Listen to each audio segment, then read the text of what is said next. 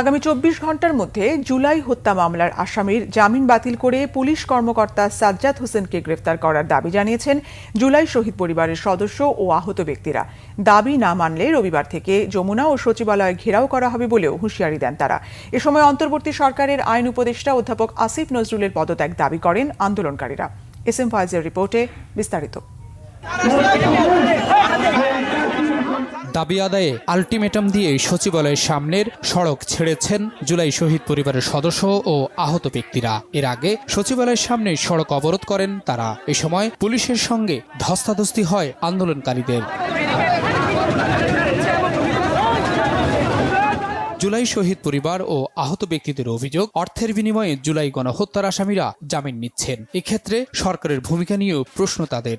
Asif Nazrul sir যতক্ষণ পর্যন্ত পদত্যাগ না করবে, যিনি টাকার বাণিজ্য করে সচিবালয় বিভিন্ন রেঞ্জের বিচারপতিরা তার নির্দেশে আসামিদেরকে তাদের ছেড়ে দিচ্ছে। আমরা কিন্তু আদৌ পর্যন্ত বিচারের জন্য কোনো অগ্রগতি হয় নাই, কোনো বিশ্বমান হয় নাই। আমার ছেলে লক্ষ্মীবাজার সরদি কলেজের স্টুডেন্ট ছিলেন, পেশাগত ফিলিংসার ছিলেন। আমার একমাত্র ঘরের বাতি নিভে গেছে, তাই আমি বিচার চাই আপনাদের মাধ্যমে। এই 850 পরিবারের হত্যাকারীদের বিচার যদি তদন্তের অভাবে পড়ে থাকে, এর থেকে বড় হাস্যকর আর কি হতে পারে। শহীদ পরিবার কাউকে ভয় পায় না উল্লেখ করে তারা হুঁশিয়ারি দিয়ে বলেন, জুলাইয়ে আহত ব্যক্তিরা আবারও রাস্তায় নামলে পরিণাম ভালো হবে না। গতকালকে তাইম হত্যা যে আসামি ছিল, গতকালকে জামিনে আসছে। তো আসামিরা যদি এভাবে যদি ছাড়া পায়, তাহলে আমরা কি বিচার পাবো? আমরা আজকে আসি আসিফ নজরুলের পদত্যাগ দাবি করার জন্য আসছি। পুলিশের গায়ে কি তেল বেশি হয়ে গেছে? শহীদ পরিবারের গায়ে হাত তুলতেছে, শহীদ পরিবারের কি পাইছে? অন্তর্বর্তীকালীন সরকার থেকে বারংবার আমাদেরকে বিচারের কথা বলা হয়, কিন্তু আমরা বিচার পাইনি। এই অন্তর্বর্তীকালীন সরকার আজও কেন আমাদের ভাইদের খুনিদের হত্যার বিচার করলো না? বিচার তো করলোই না, অথচ মোটা অঙ্কের টাকা খেয়ে খুনিদের জামিন দিয়ে দিতেছে।